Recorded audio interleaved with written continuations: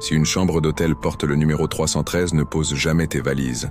Surtout, ne t'y installe pas. On raconte que chaque nuit, à 3h33, sa porte s'ouvre toute seule. Et personne, absolument personne, ne devrait jamais laisser entrer ce qui vient frapper. Certains secrets sont faits pour rester enfouis, et certaines portes pour rester closes à jamais. C'était un soir de novembre, froid et humide. La pluie battait sans relâche contre les vitres de sa voiture. Marc, épuisé par un long voyage professionnel, n'aspirait qu'à une chose: un lit chaud et une nuit de sommeil. L'hôtel qu'on lui avait réservé était une vieille bâtisse à l'allure imposante, presque menaçante sous le ciel d'encre. À l'intérieur, l'air sentait le bois ancien et la poussière. Les planchers craquaient sous ses pas, comme s'il se plaignait de son intrusion. À la réception, un vieil homme à peine aimable lui tendit une clé en laiton. Une petite plaque de métal y était accrochée, gravée du numéro de sa chambre, 313. Alors qu'il montait les escaliers interminables, le cliquetis métallique de la clé contre la rampe en fer forgé résonnait dans le silence pesant du bâtiment. Un voyage professionnel, une vieille bâtisse et cette clé qui semblait déjà peser une tonne dans sa main, chambre 313. Une fois la porte ouverte, il découvrit une pièce simple, presque austère. Un grand lit au centre, une petite table de chevet et une fenêtre donnant sur la cour sombre et pluvieuse. Il posa sa valise et apprêtait à se défaire de son manteau trempé quand son regard fut attiré par un petit carnet posé sur le bureau. Un message, écrit d'une main tremblante, y était griffonné.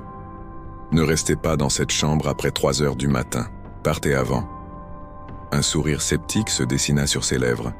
Une mauvaise blague d'un ancien client, sans doute. Il froissa le papier et le jeta à la poubelle, amusé par cette tentative de lui faire peur. Il alluma la petite lampe de chevet qui diffusa une lumière jaunâtre et blafarde sur les murs. En y regardant de plus près, la chambre avait quelque chose d'étrange.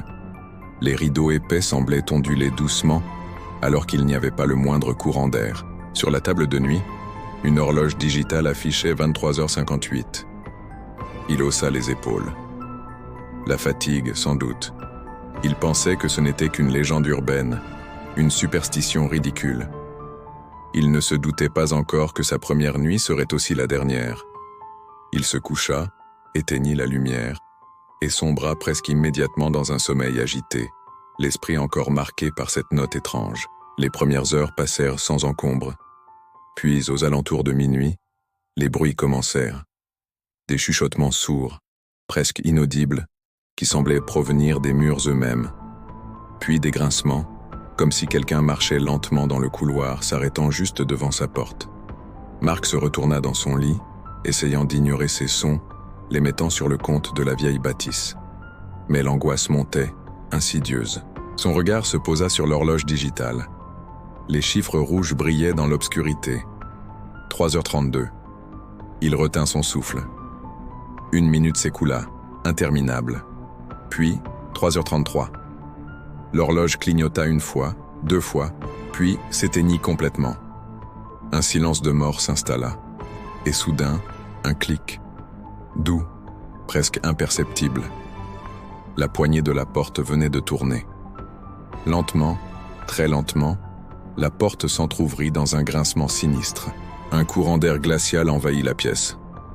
Marc était pétrifié. Une odeur étrange flottait maintenant dans l'air, un mélange âcre de métal brûlé et de vieux linge humide. Tous ses sens s'affolèrent. Son cœur battait à tout rompre. Il voulut crier, mais aucun son ne sortit de sa gorge.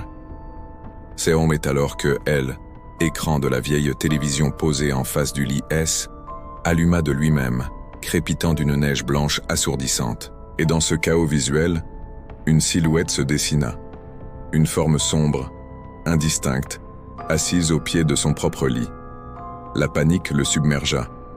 Il ferma les yeux, espérant que tout disparaisse, que ce ne soit qu'un cauchemar causé par la fatigue. Mais quand il les rouvrit, la silhouette était toujours là.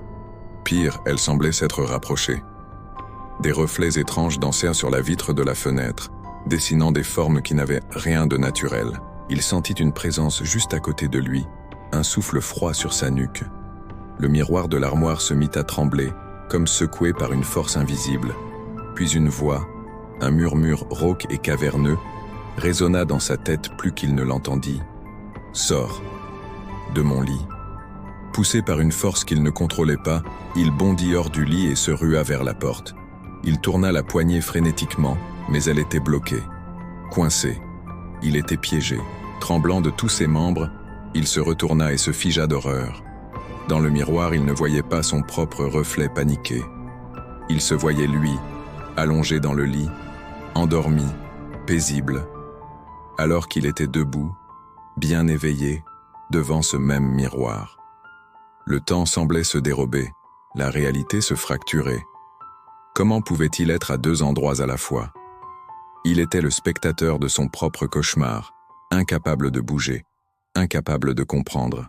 L'air devint lourd, irrespirable. Il sentit ses forces l'abandonner, sa conscience s'effilocher.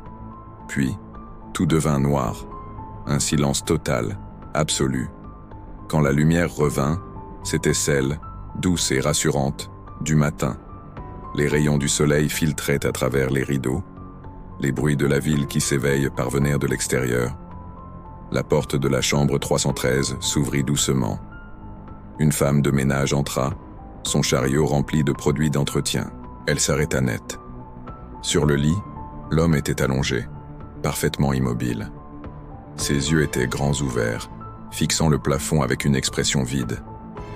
Il était figé, comme une statue de cire. La femme de ménage recula, un cri étouffé dans la gorge. Son regard fut attiré par une vieille photographie jaunie, accrochée au mur. Un portrait d'homme. C'était le précédent occupant de la chambre, celui qui y était mort tragiquement en 1997. Et son visage était exactement le même que celui de l'homme sur le lit. Sur la table de chevet, le téléphone de Marc était allumé, l'écran affichant l'enregistrement vidéo de la nuit. La vidéo montrait la chambre vide, et sur le lit, Marc, dormant paisiblement du début à la fin. Il n'avait jamais bougé. Il n'avait jamais crié. Il n'avait jamais tenté de fuir. Certaines chambres ne veulent pas que l'on parte. Et si, cette nuit-là, il n'avait en réalité jamais quitté la chambre 313? Avez-vous déjà ressenti ce frisson glacial au cœur de la nuit? Cette impression qu'une présence invisible vous observe depuis l'obscurité? Si cette histoire vous a glacé le sang, n'hésitez pas à vous abonner à la chaîne pour ne jamais manquer vos prochaines doses de frissons. Chaque semaine, nous explorons ensemble les recoins les plus sombres de l'imaginaire. Alors, je vous pose la question. Oserez-vous écouter la prochaine histoire? Merci de nous avoir rejoints et à très bientôt pour une nouvelle aventure aux frontières du réel.